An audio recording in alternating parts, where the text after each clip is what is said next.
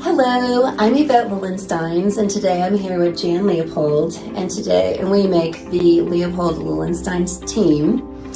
And we were just chit-chatting about some of the homes that we've worked with in the past. And one of the ones that was my favorite project to work with was in the Three Peaks neighborhoods. Can you tell me a little bit, remind me, how did you get the listing from the owner? Yeah, so that was a developer that I had worked with. I had sold him the lot, and he has his own company, and so he had an inside agent that was marketing that property. Had been on the market for about 248 days, and then I noticed that it was expired in the MLS, and I reached out to him about relisting it and the different services that we could take and provide that would, get it sold for him this time, because I knew he wanted to move on to another project. And the cool thing about that particular house is that we got it sold in 26 days, which, he was thrilled about because it was 248 days on market. And so it just doesn't happen magically. So I feel like what we do well is we always ask, why didn't it sell? We can sometimes see when we walk through a home, we can look at the previous listing photos, but a lot of times we can get the feedback from the seller and the feedback that they get from their previous agents. What did you remember the most that he said?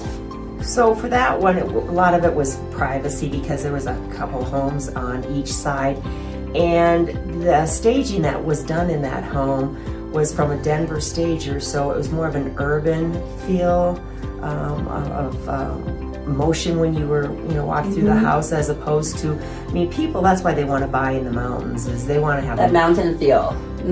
Yes, and so that was kind of the main thing, and exposure. When you're working with an inside agent, you don't have that superior marketing that Remax can take and do, and then other things that we have in our back pocket that we have used in the past for elite marketing, campaigning, and getting out to the higher net worth. Yeah, because this definitely was a luxury home.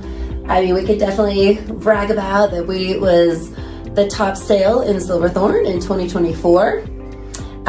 So that felt really great to have on our shoulders after that. Why don't you tell me that some of the things that you did in preparation for that house before we got it on the market, and to create excitement and exposure to the buyers? Well, touching about what you said also is that it felt cold. So, it was a beautiful modern home with tall ceilings, and we really wanted to make sure that it definitely felt cozy.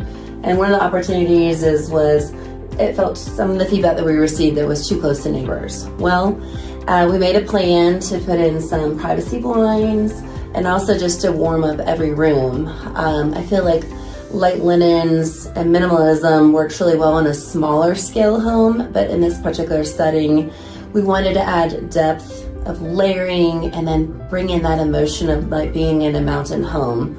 So I had so much fun gathering art of aspens and bears and fish. I would run over to the Habitat for Humanity and find antiques that would blend with this urban, modern mountain home, but then also kind of bring in the history of Breckenridge, of Summit County. Bring in the history of Summit County. I loved sourcing these old antique skis and that were actually used in a basin. How cool is that? But you also did vision boards to show the developer different ideas and got him involved, and he actually did some of the selections as well, and seemed to be on board as to what we were doing in the same cohesiveness. Yeah, actually on some of that, I was actually in Japan on vacation, but I didn't want to make sure that he didn't know about this. So in the early morning before we go out on tour, I would create vision boards, and I would grab different elements, and I would source it from different furniture stores, and we would make a plan for every room, and I would superimpose different art on walls so he can imagine how a person would feel as they walk through it. And the neat part about this, I never met the owner, but we always communicated on text message or email, and a lot of through our pictures. which I don't know, I just loved it. And at the end of it all, we were so, what is it, symbiotic? What's the word? We're just like, I'm like, oh, I had that in my cart. And he wanted to be more involved. He's like, well, I don't love this chair, but I like this one. I'm like, oh my goodness, that exact chair is in my cart right now. So it was a great story. We also added some wallpaper.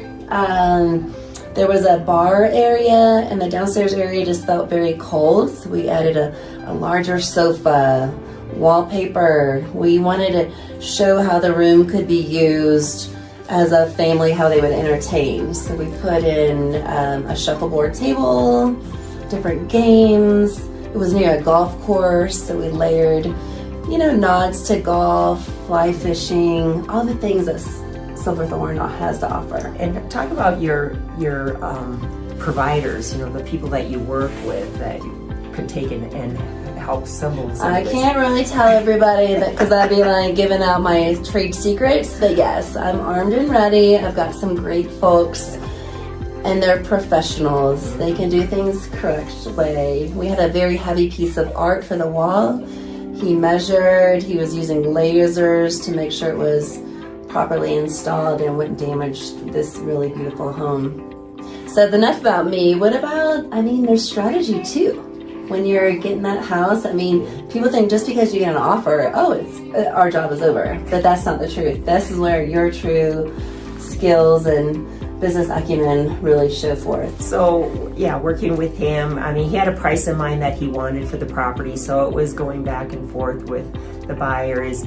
They loved the furniture that was in it, but, in order for them to get the best price, they decided that they didn't want to take in and purchase that furniture that was in it. But we had to negotiate, some of the inspection items as well, and make sure the punch list was, taken care of,